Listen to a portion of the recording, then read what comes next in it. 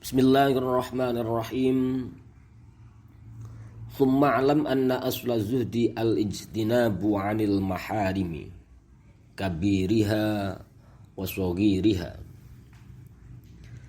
Lanjutan makalah yang ke-35, bahwa fondasi zuhud itu atau pokok dari perkara zuhud itu adalah menjauhi segala larangan, baik besarnya larangan tersebut atau dosa tersebut, atau kecilnya larangan ataupun dosa tersebut. Summa alam nuli kari-kari burosiro anna asla zuhdi ing stuhune pokok daripada zuhud iku al-ijtinabu ngedohi anil maharimi saking piro-piro larangan, kabiriha yo gedene al maharim wasogiriha lan cilike al maharim. Lianna man kronos duhune wong la wara'a iku ora ana sifat wara'. Lianna man duhune wong la wara'a ora ana sifat wara' iku maujud lahu kedue man, la yasihhu mongko ora sah lahu kedue man apa az-zuhdu zuhud. Wada'i jami'il faraidi lan nekani sakabehane pira-pira fardu, yasiriha yo gampangi al faraid wa asiriha lan angeli al faraid. Lianna man kronos duhune wong la wara'a, lianna man kronos duhune wong la taubata ora ono sifat taubat iku maujud lahu gede man, la tasihhu mongko ora sah lahu gede man apa al inabatu bali marang Allah. Fat taubatu mongko utawi taubat wa ya utawi at taubat iku al qiyamu jenengake bi kulli huquqir rabbi kelawan saben-saben piro-piro haki Allah. Wal inabatu lan utawi bali marang Allah wa ya utawi al inabah iku ikhrajul qalbi ngetokake ati atau membebaskan hati min dzulumatis syubhati saking piro-piro petenge piro-piro perkara syubhat. Wa tarkud dunya lan ninggal dunya ala ahliha, wa tarkud dunya lan ninggal dunya artinya menyerahkan urusan dunia ala ahliya ing atase ahline ad-dunya qaliliha iya stitiki ad-dunya wa katsiriha lan akei ad-dunya. Li anna man kronos tuhune wong iku la qanaata ora ono sifat qanaah iku maujud lahu kedue man, la yasihhu mongko ora sah lahu kedue man opo at-tawakkulu tawakkal. Wa man lan utawi sabane wong la tawakkula kang ora ono tawakkal, waman lan utawi sapane wong la tawakkula kang ora ono sifat tawakal iku maujud atau tidak ada kepasrahan lahu kedue man la yasihhu mongko ora sah, la yasihhu mongko ora sah lahu kedue man apa at-taslimu masrahake. Fat tawakkulu mongko utawi tawakal huwa ya utawi at-tawakkal iku as-siqatu percaya bima kelawan barang intallah ing dalem ngersani Gusti Allah, wal ya'sulan ngerasa bekot ay wal ya'sulan putus asa amma saking barang fi aidin nasi ing dalem tangan-tangane menungso. Fat taslimu mongko utawi masrahake wa ya utawi taslim iku al inqiyadu nurut li amrillahi ta'ala maring perintah Allah ta'ala, wa tarkul uradi lan ninggal nentang fima ing dalem barang la yulaimu kang ora manfaati apa ma.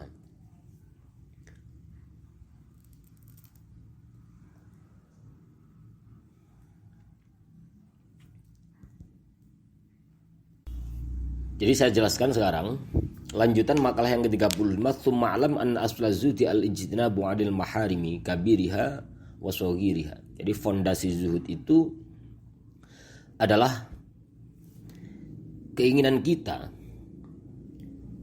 untuk menjauhi segala bentuk larangan atau dosa, baik dosa itu yang bersifat kecil maupun besar. Jadi kalau sampean semua ingin zuhud, maka pondasi pertama yang harus kita lakukan atau yang harus kita bangun adalah kita meninggalkan perkara-perkara yang tidak diperbolehkan atau perkara-perkara yang dilarang oleh Allah Subhanahu wa taala, baik itu kecil maupun besar.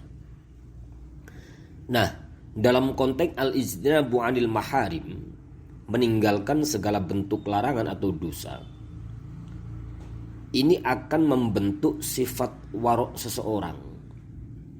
Ya.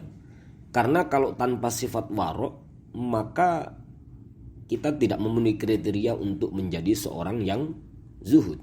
Makanya di sini Syekh Nawawi menjelaskan li'anna man la wara'a lahu.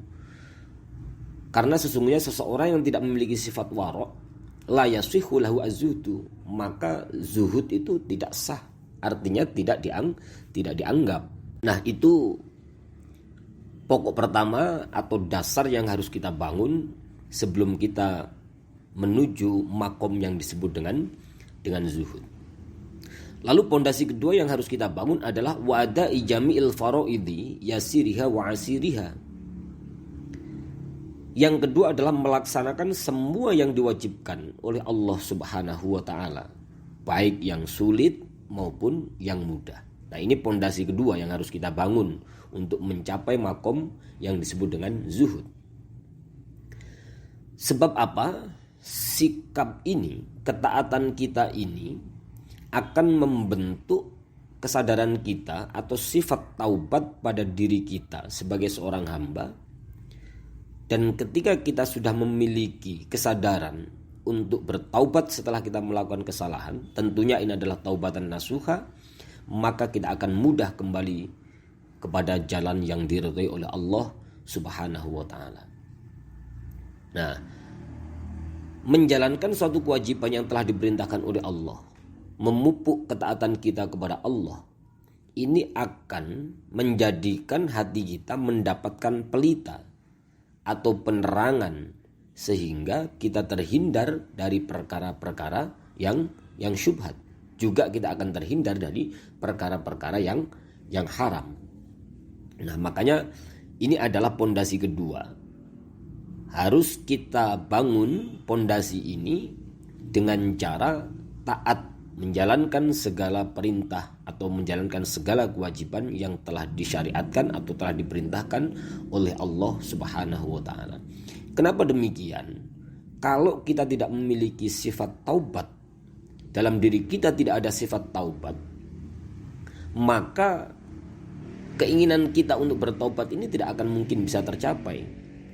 Sebab yang dinamakan taubat itu adalah al-qiyamu bikulli hukukir rabbi.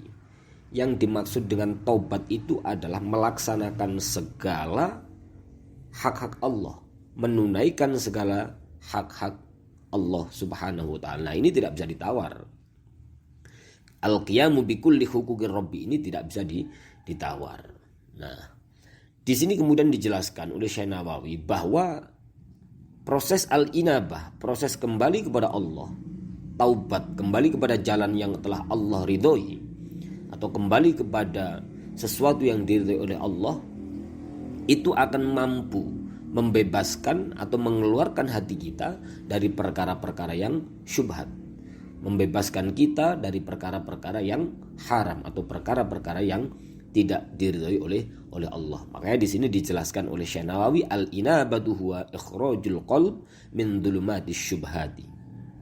Nah, itu pondasi kedua yang harus kita bangun. Lalu pondasi yang ketiga adalah watarkud dunya ala ahliha qaliliha wa katsiriha. Watarkud dunya ala ahliha qaliliha wa athiriha. Menyerahkan segala urusan dunia kepada ahlinya. Nah, pondasi ketiga ini adalah menyerahkan seluruh urusan dunia kepada ahlinya, baik yang kecil atau sedikit maupun yang banyak atau besar. Sebab apa? Meninggalkan urusan dunia ini akan mampu membentuk sifat qanaah pada diri kita. Karena tanpa ada rasa atau sifat qanaah yang terkonstruk dalam diri kita, maka tawakal kita, kepasrahan kita tidak akan pernah bisa dianggap. Makanya li'anna man la qana'ata lahu la yasfihu lahu at-tawakkul. Maka tawakal kita tidak akan dianggap. Nah, selanjutnya wa man la tawakkula lahu la yasfihu lahu at-taslim. Seseorang yang tawakalnya tidak dianggap, maka ia belum bisa dikatakan sebagai orang yang mampu pasrah atau berserah diri kepada Allah subhanahu wa ta'ala. Jadi la tawakkula lahu la yasfihu lahu at-taslim. Lalu kemudian ketika kita bicara tentang persoalan kepasrahan atau tawakal itu makomnya di hati. Karena itu dalam kitab ini dijelaskan fattawakkul huwa as-siqatu bima indallahi wal ya'su amma fi aidin nas. Tawakal itu adalah kemantapan hati atas segala ketetapan yang telah ditakdirkan oleh Allah Subhanahu wa taala dan sama sekali tidak berharap uluran tangan manusia atau tidak bergantung kepada seorang makhluk. Artinya kita tidak bergantung kepada selain Allah. Nah, itu yang disebut dengan tawakal. Makanya ini makomnya fil qalb. Ya, makanya makomnya ini adalah makom kalbu. Nah, kepasrahan atau taslim ini proses yang akan membentuk sifat tawakal kita. Makanya taslim atau pasrah kepada Allah itu adalah al-inqiyadu li amrillahi ta'ala. Ya, menuruti segala apa yang diperintahkan oleh Allah Ta'ala wa tarkul i'radi. Dan kita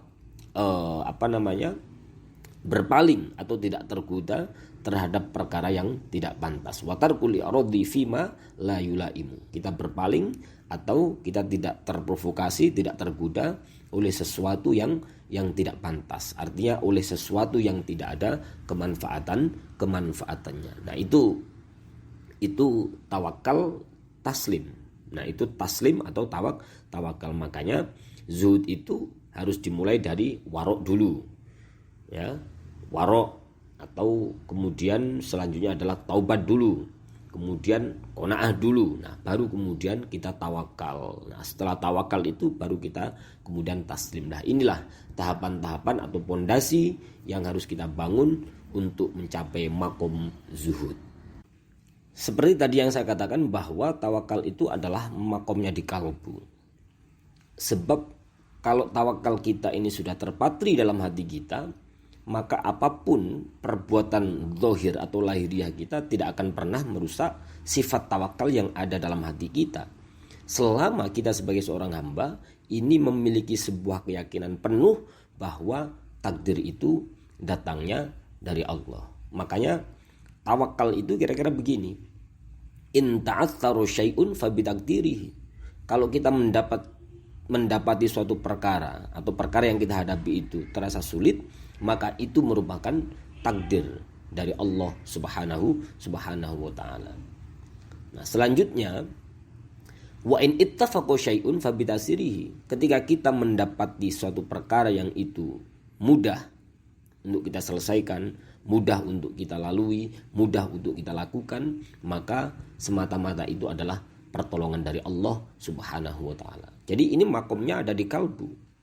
Sehingga apapun yang menjadi perilaku lahiriah kita ini tidak akan pernah merusak sifat tawakal yang ada dalam hati kita. Tapi syaratnya atau catatannya, kita harus memiliki keyakinan penuh bahwa takdir itu datang dari Allah Subhanahu wa ta'ala. Makanya in ta'atsaru syai'un fabitakdirihi. Ketika ada suatu perkara yang sulit, maka itu adalah sebuah keputusan atau takdir dari Allah Subhanahu wa ta'ala. Wa in ittafaqa syai'un fabitasirihi.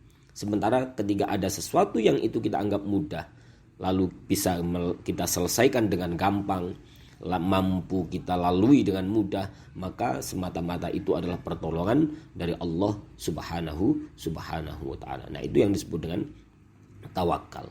Ya, secara singkat, maka makna tawakal itu adalah at-ta'alluqu billahi fi kulli halin. Bergantung sepenuhnya kepada Allah Subhanahu wa ta'ala dalam setiap kondisi. Nah, itu yang disebut dengan tawakal. Ini perkara yang sangat mudah untuk diucapkan, tapi sangat sulit sekali untuk dilakukan. Ada hadis yang diriwayatkan oleh Sayyidina Umar bin Khattab Kata Sayyidina Umar, sami'tu Rasulullah sallallahu alaihi wasallam yaqul, saya mendengar bahwa Rasulullah sallallahu alaihi wasallam pernah bersabda. Ini terkait tawakal. Lau annakum tatawakkaluna 'ala Allah haqqa tawakkulihi. Seandainya kalian semua itu benar-benar tawakal kepada Allah, ya, la razaqakum, maka Allah akan memberikan rezeki kepada kalian.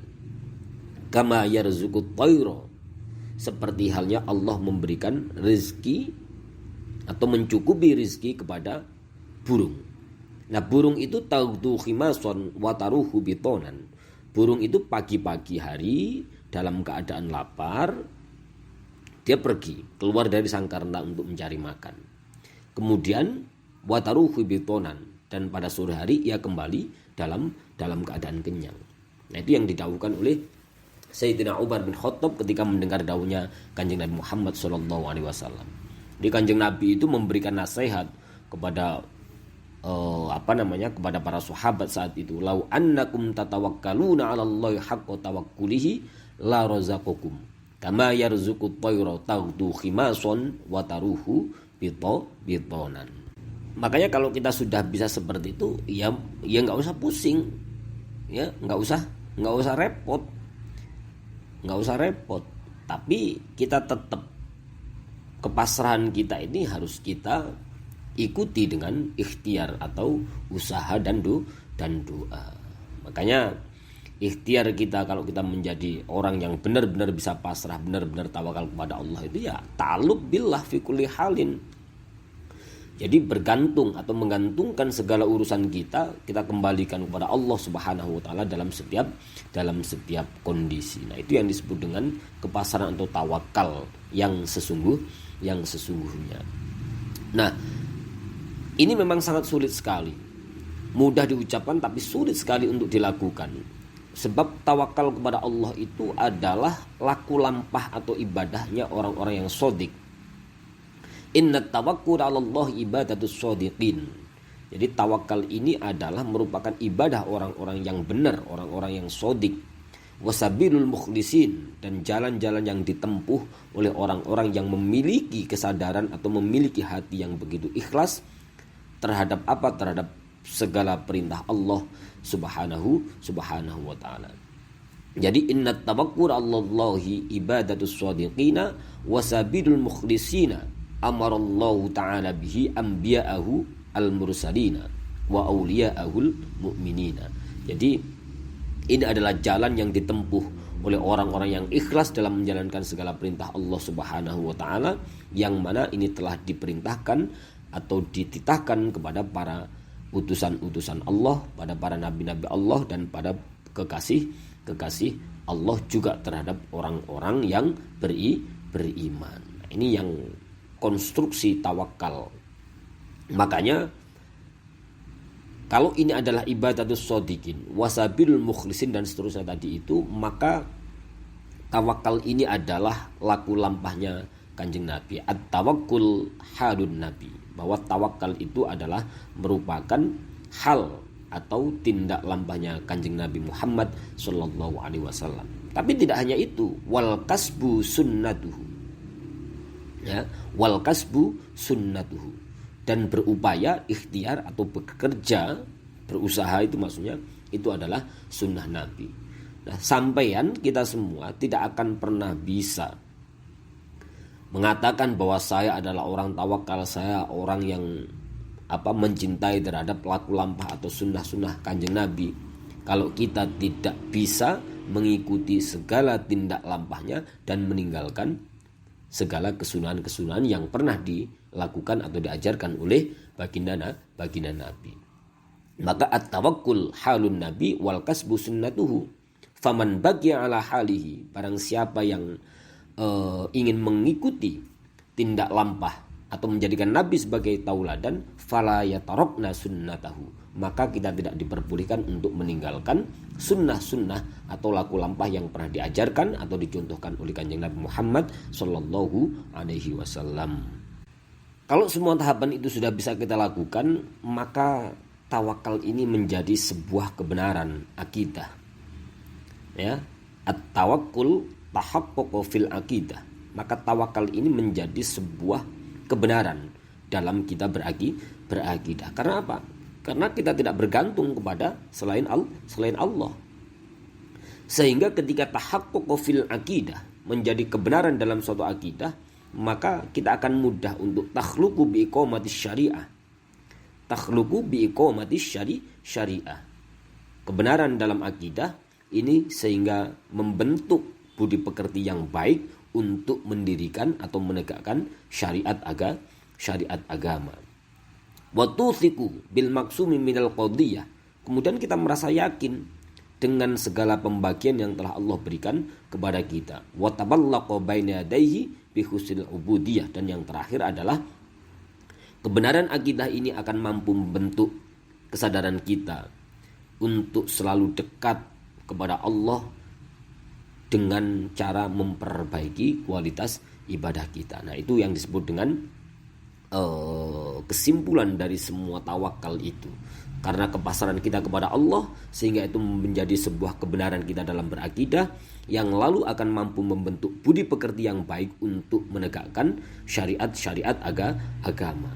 Nah, kalau itu semua sudah benar, maka kita akan bisa merasa yakin atau ridho terhadap segala pembagian yang telah Allah berikan kepada kita, sehingga kita akan mudah mendekat kepada Allah dengan kualitas-kualitas ibadah yang baik. Nah, ini menjadi penting untuk kita pahami secara bersama-sama bahwa pondasi daripada zuhud itu setidaknya kita harus membangunnya, dan kita mulai dari kita mulai dari sifat waro. Kemudian kalau salah kita harus taubatan nasuha, kemudian kita qanaah, tawakal, taslim. Nah, itu semua tahapan-tahapan yang harus kita lakukan untuk mencapai makom zuhud. Selanjutnya wal maqalatu sadisatu, lan utawi maqalah kang kaping 6, wasalatuna lan 30. Lanjut pada maqalah yang ke-36, an Luqman al-Hakimi, saking Luqman al-Hakim. Annahu stuni Luqman al-Hakim iku qala ngdawuh sapa Luqman al-Hakim li ibnihi maring putrane Luqman al-Hakim. Di maqalah yang ke-36 ini adalah nasihat Luqman al-Hakim kepada seorang putra. Ya bunayya he anak ingsun, rupani nasihat atau rupani dawuh, ya bunayya he anak ingsun.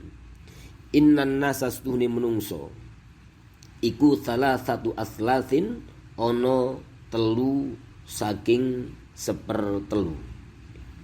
Innan nasa stuhni menungso iku salah satu aslasin ono telu saking sepertelu. Sulutun utawi kang sepertelu iku lillahi kedue Allah, wa sulutun lan utawi sepertelu iku li nafsihi, wa sulutun lan utawi sepertelu iku li nafsihi kedue awak dhewe ne wong, wa sulutun lan utawi sepertelu iku lidudi kedue cacing.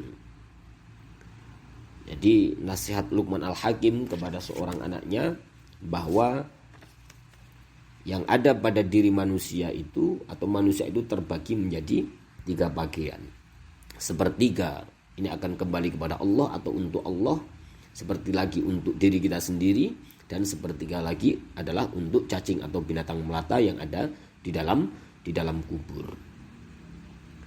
Fa'amma mongko utawi perkara, huwa ya utawi ma.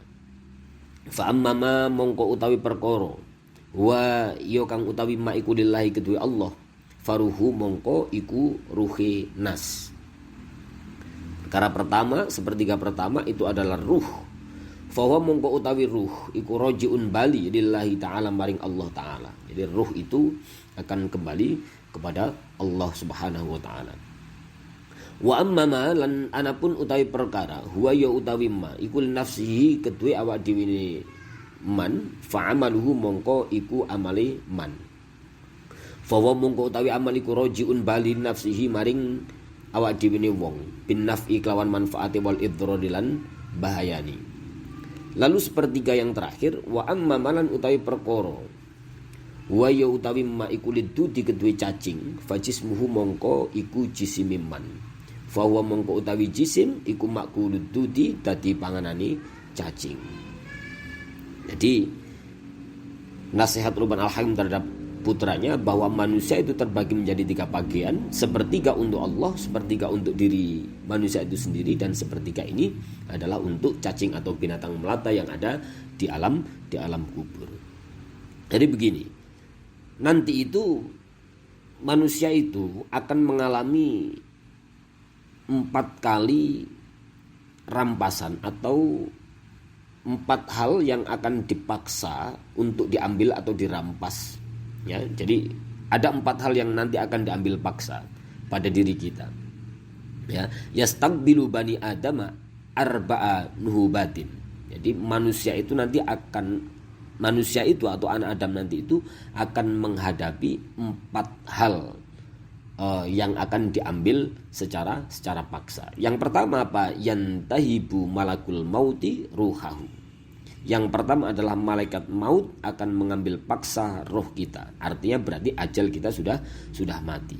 Makanya kalau ajal kita sudah habis itu, maka ini tidak bisa kita tawar. Tidak bisa ditawar. Ahmad kemudian minta, sebentar malaikat saya mau sholat dulu. Nanti ajal saya dicabut, diambilnya pada saat saya sholat, pada saat saya sujud. Nah, tidak bisa. Ya. Yang pertama itu, malaikat maut akan mengambil paksa roh kita. Itu berarti bahwa ajal kita sudah selesai. Jadi umur kita sudah berakhir. Lalu yang kedua, wayantahibul warathatu malahu. Yang kedua adalah bahwa ahli waris kita akan secara otomatis mengambil atau menguasai harta kita. Nek ajal wis datang, ajal sudah tiba, roh kita dicabut oleh malaikat maut, maka secara otomatis ahli waris kita itu akan memiliki atau menguasai harta kita. Nah, yang menyedihkan, orang-orang yang selama ini mengumpulkan, mencari, ya menimbun harta, nanti akan dihisap. Jadi bicara harta itu halalnya aja dihisap, apalagi haramnya dihajar karo malaikat. Lalu hal ketiga yang akan diambil secara paksa itu adalah wayantahibud dudu jismahu. Cacing ini akan memakan jasad kita. Ya, cacing ini akan memakan jasad kita di alam kubur. Kecuali orang-orang yang dikehendaki oleh Allah bahwa jasadnya setelah dia dikuburkan di liang lahat ini masih utuh. Contohnya seperti Syekh Nawawi atau para ahlul Quran. Nah, itu dijamin bahwa jasadnya utuh. Ini merupakan sebuah kekuasaan daripada Allah Subhanahu wa taala yang tidak bisa kita pikir dengan akal sehat. Nah, hal keempat yang akan diambil paksa adalah wayantahibul khosma'u amalahu. Para penuntut kita ini nanti akan mengambil paksa pahala kita. Artinya apa? Artinya adalah ketika kita masih memiliki sangkutan hak kepada orang lain, ada hak orang lain yang kita ambil, atau kita misal ada sesuatu dengan orang lain kemudian kita tidak bisa saling memaafkan, ya kita mendolimi orang lain kemudian orang yang kita dolimi tadi itu tidak memaafkan kita, maka dia akan menjadi penuntut kita. Dan satu-satunya cara, karena kita sudah tidak ada waktu lagi untuk memperbaiki kesalahan kita, satu-satunya cara adalah para penuntut kita itu nanti akan mengambil ganjaran atau pahala amal ibadah kita selama di dunia. Makanya ini menjadi hal yang sangat penting, ya. Hal yang keempat ini, kalau kita punya salah kepada seseorang, maka kita harus taslim, kita harus pasrah, kita harus meminta maaf, meminta ridhonya. Sebab apa? Sebab hakul adami mabniun alal musyahah. Jadi hak anak Adam ini dibangun atas dasar penyelesaian, atas dasar persengketaan. Karena itu butuh kepastian hukum. Nah, kepastian hukum ini bisa kita dapatkan dengan cara penyelesaian. Makanya hakul adami mabniun alal musyahah. Nah, berbeda dengan hakullah. Kalau hakullah itu mabniun alal musamahah, bahwa hak-hak Allah Subhanahu wa taala itu dibangun atas dasar rahmatnya, dibangun atas dasar kasih sayangnya, dibangun atas dasar sesuatu yang mudah sekali untuk dimaafkan oleh Allah Subhanahu wa taala. Sebab Allah adalah zat yang maha mengampuni dan zat yang maha memaafkan. Jadi nek sampean salah, istighfar, tobat diterima oleh Allah. Dengan catatan taubatnya adalah taubatan nasuha. Tetapi kalau kamu punya salah kepada orang lain, ini nggak ada hubungannya dengan istighfar kamu di masjid. Ya, tidak ada hubungannya. Maka harus kamu selesaikan dulu. Setelah kamu selesaikan, baru kamu istighfar. Kalau tidak diselesaikan kamu istighfar, nggak ada kaitannya, nggak ada hubungannya. Nah, inilah 4 hal yang nanti akan dirampas atau diambil secara paksa pada diri kita sebagai seorang manusia. Mudah-mudahan kita selalu bisa mendapatkan maunah, rahmat, hidayah dari Allah Subhanahu wa taala, serta kita semua mendapatkan kasih sayang dari semua makhluk Allah yang ada di muka bumi ini. Wal maqalatus sabi'atu lan utawi maqalah kang kaping 7 wa salasuna lan 30. Berlanjut pada makalah yang ke-37. An Aliin karamallahu wajah, saking Sayyidina Ali karamallahu wajah wa radhiya anhu. Annahu sunni Sayyidina Ali ku qala ngdawuh sapa Sayyidina Ali. Salasun utawi perkara telu yazidna. Iku nambahi apa salas fil hifdzi ing dalam mapalan ai fidzin tegese ing dalam ati. Wa yudhibna lan bisa ngilangi apa salas al bulghama ing dahak. Wa walan hali utawi al bulgham iku ahadut tabai salah sijine wata al arbaati kang papat. Wa hiya lan utawi arbaah iku al bulgham atau dahak, wadamu lan darah, wasaudau empedu hitam, wasofrau lan empedu kuning. Ada 3 perkara yang nanti akan mampu memperkuat daya ingatan kita dalam menghafal dan bisa menghilangkan dahak yang ada dalam diri kita. Jadi dahak itu adalah salah satu 4 unsur yang membentuk watak seorang manusia. Yang pertama adalah dahak itu sendiri, kemudian darah, kemudian empedu hitam, dan yang terakhir adalah empedu kuning, as-sofra. Nah, apa 3 hal yang disampaikan oleh Sayyidina Ali, yang dipesankan oleh Sayyidina Ali karramallahu wajah? Yang pertama adalah as-siwaku siwak, was-shaumu lan poso, wa qiraatul Qur'an lan moco Al-Quran. 3 hal yang mampu mempermudah atau memperkuat kita dalam menghafal. Yang pertama adalah bersiwak, kemudian berpuasa, kemudian qiraatul Quran. Bersiwak ini saking pentingnya karena siwak ini memiliki sebuah faedah atau keutamaan untuk mensucikan mulut kita. Jadi as-siwaku matharatun lil fami. Bersiwak itu bisa membersihkan mulut kita. Wa mardhatun lirabbi, dan kita akan mendapatkan keridhaan dari Allah Subhanahu wa taala. Saking pentingnya siwakan sehingga Kanjeng Nabi itu hobi banget dengan bersiwak.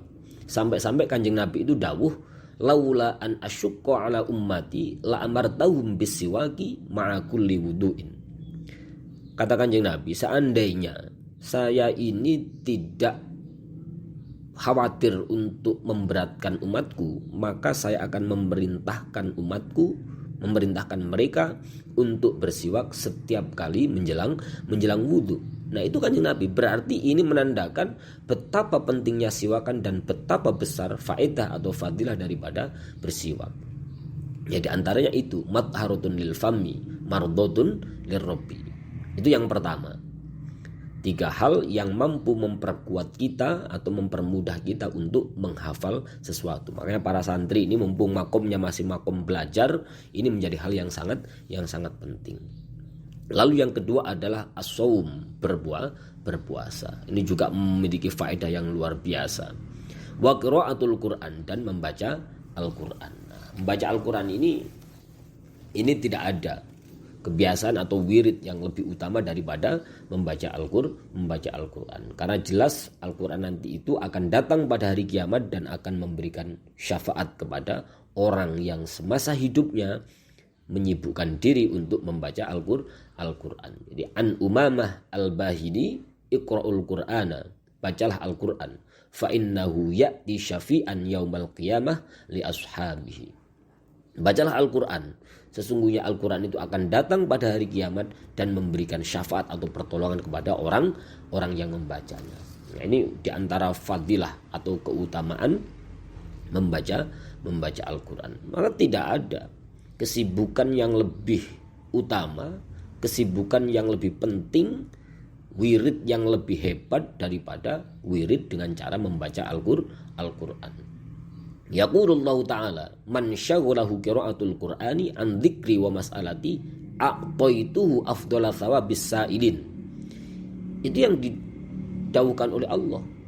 Barang siapa yang semasa hidupnya menyibukkan diri untuk membaca Al-Qur'an, mengingatku, mengadukan masalahnya kepadaku, maka saya akan memberikan ganjaran yang lebih utama daripada ganjaran orang-orang yang menempuh jalan ridho dari Allah subhanahu wa ta'ala. Sebab apa? Wa fadlul Qur'ani ala sairil kalami ka fadlillahi ala khalqihi.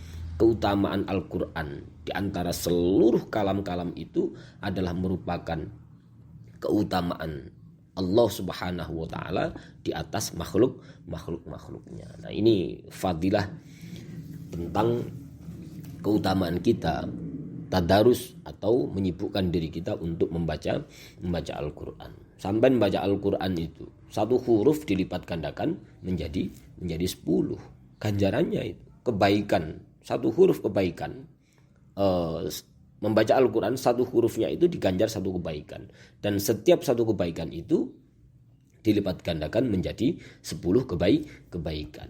Nah, ada sebuah hadis yang diriwayatkan an Abdullah bin Mas'ud yaqul qala Rasulullah sallallahu alaihi wasallam man qara'a harfan min kitabillah falahu bihi hasanatun.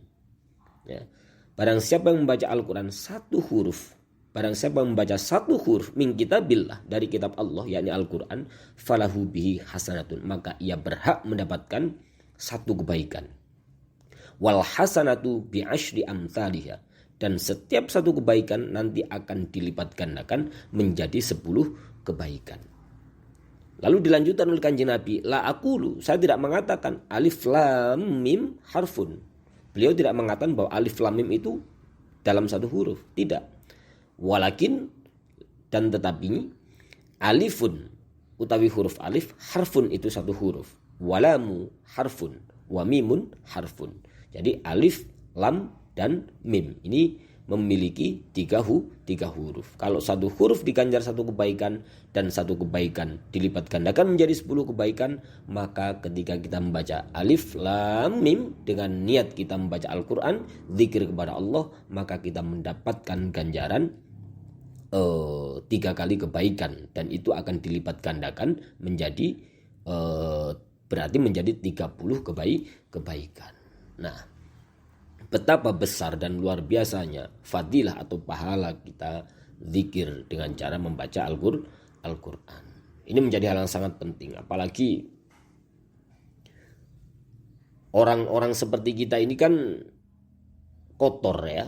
Kotor itu artinya ada banyak hal yang memang perlu untuk kita bersihkan ya. Kalbu kita ini perlu untuk selalu kita bersihkan agar kita benar-benar menjadi orang yang mendapatkan ridho dan hati kita mudah diberikan petunjuk oleh Allah Subhanahu wa taala. Sebab inna hadhil quluba tasda'u kama yasda'ul hadid idza asabahul ma. Sebab hati kita itu ini mudah berkarat, kama yasda'ul hadid, seperti halnya besi idza asabahul ma, ketika ia sering terkena air. Nah, kemudian para sahabat ini bertanya kepada Kanjeng Nabi, "Qila ya Rasulullah, wa ma jala'uha?" Lalu apa? Apa terapinya? Apa obatnya? Kanjeng Nabi dawuh, "Qala kathratu dzikril mauti wa tilawatil Qur'an." Sering atau suka mengingat tentang kematian. Apa bekal saya nanti yang saya bawa ketika saya sudah meninggalkan dunia yang fana ini. Nah, kemudian watilawatil Qur'an, dan menyibukkan diri kita untuk membaca Al-Qur'an. Ini menjadi suatu hal yang sangat penting sekali untuk terus kita bangun. Kesadaran ini perlu untuk kita pupuk agar kita tidak pernah meninggalkan satu detik pun untuk tidak membaca Al-Qur'an. Maka ini di sini itu tadarusan Al-Qur'an diwajibkan, setor bacaannya digalakkan ya. Setor bacaannya digalakkan. Artinya apa? Kita terus mempelajari, menggunakan waktu-waktu luang kita untuk mempelajari Al-Qur'an. Ya, kita jadikan itu sebagai sebuah wirid harian kita agar kita selalu mendapatkan kemudahan, mendapatkan petunjuk, mendapatkan pertolongan dari Allah Subhanahu wa taala, sehingga apa yang menjadi hajat kita dalam belajar ini kita akan dimudahkan oleh Allah Subhanahu wa taala. Nah, ini yang menjadi inti dari apa yang dipesankan oleh Sayyidina Ali karramallahu wajhah dalam rangka apa? Menambah daya ingat kita untuk memudah belajar, memudah menghafal pelajaran kita. Jadi siwak, kemudian puasa, dan yang ketiga adalah membaca Al-Qur'an. Wal maqalatu tsaminatu wassalatsuna wallahu a'lam bissawab.